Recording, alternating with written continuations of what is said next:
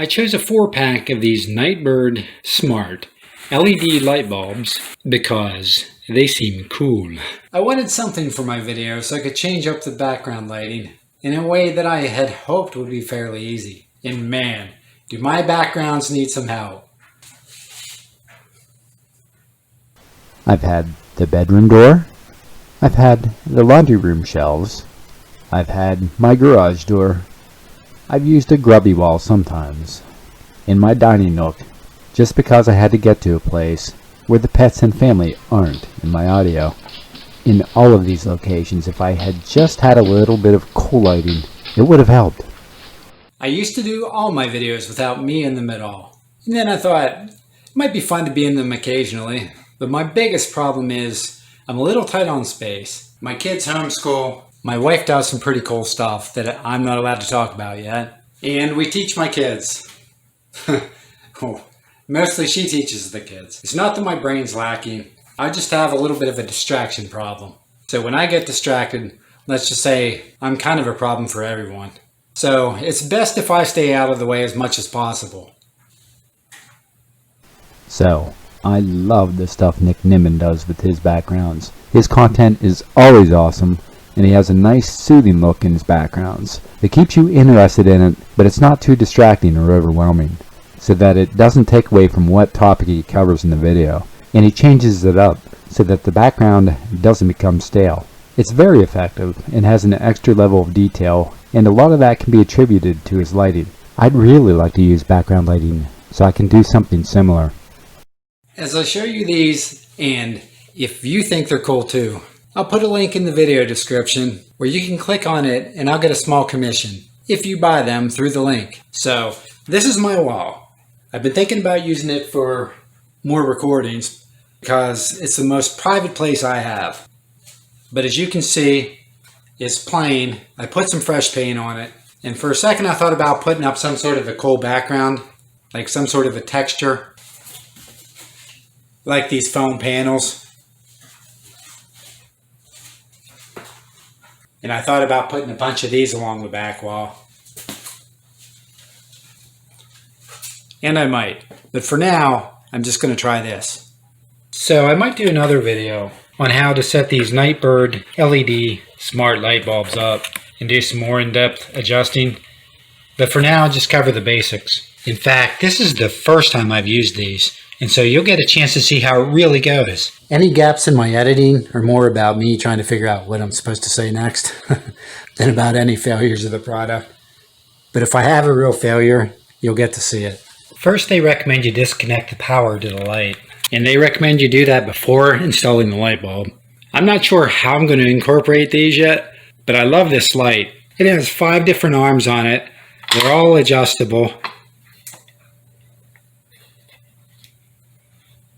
And like if I want to light up something down below it, I can just twist the arms down. Or if I want to go high or spread it around, I've really found it's a very cool light, and it was fairly cheap. So you can see, oh, I unplugged it. That's a lot extra light. It's nice. It has some different settings. You turn it, you can have 2 lights on, you can have 3 lights on, or all 5 lights. Like I said, I really like this. But all these bulbs are regular white, and that's not what I need for this. If you decide you want one of these too, I'll put a link in the video description so you can click on that and pick one of these up too. I feel like it was fairly inexpensive, but it's a really cool light. And unfortunately for me, there are 5 arms and I only have 4 bulbs. So I guess I'll be buying another pack. In fact, I have 4 different lights like this in the house because they throw off a massive amount of light. I just really like it. But for this video, I'll just put in 1 light because I'm really excited to see how it looks and how it works.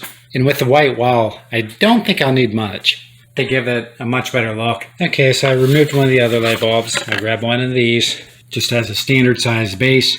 You see some metal in there. I had some aluminum foil in there. I needed some more reflective surface. I was doing some hand videos and I needed more reflection.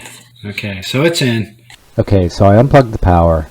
Then the app has to be downloaded from Apple or Google Play.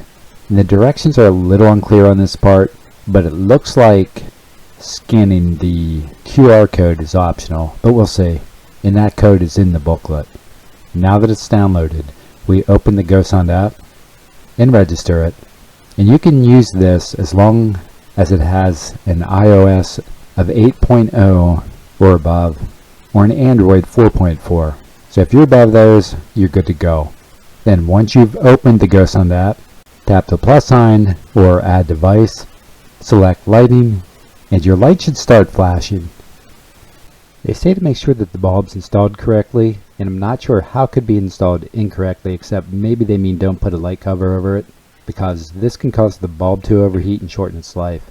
And as I mentioned before, make sure you have a 2.4 gigahertz Wi-Fi router. I think I mentioned that.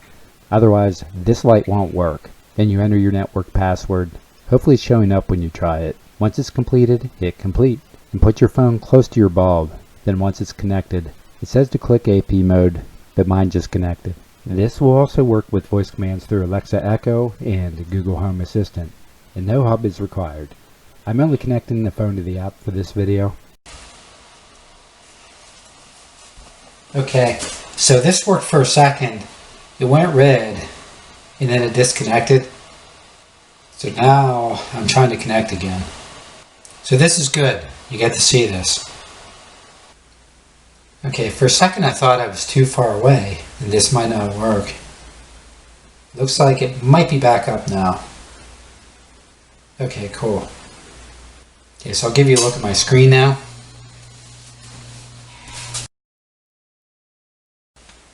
Change over to color.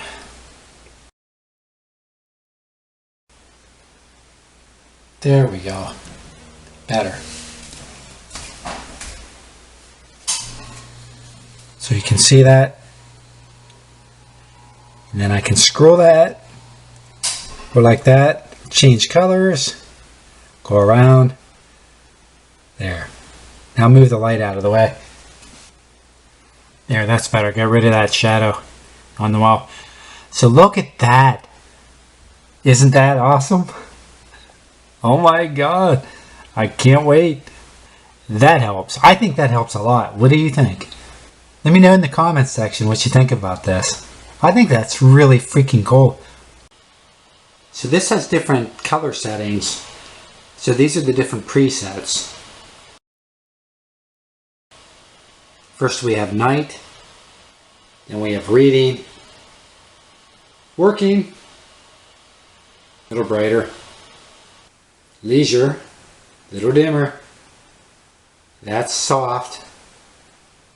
Oh, I see. It changes colors. I guess these are soft colors. Colorful. That is colorful. Vaseline. That looks pretty similar to colorful to me. And last we have gorgeous. One thing that's a little strange is I'm changing to the different light settings. This has been sticking every now and then. Now it's sliding now, but there, it keeps kicking me back out to the main screen. It's like, so if I come just a little bit off that, nope, it did it that time too. Okay, I see what's going on. So if I go all the way to the end and hit it again, it pops out to the main screen. It did it again. So anyway, that's just something to be aware of. And then here I'm back, so I can set it any way I want. You can also adjust the brightness, which is nice. The bottom one's some sort of saturation.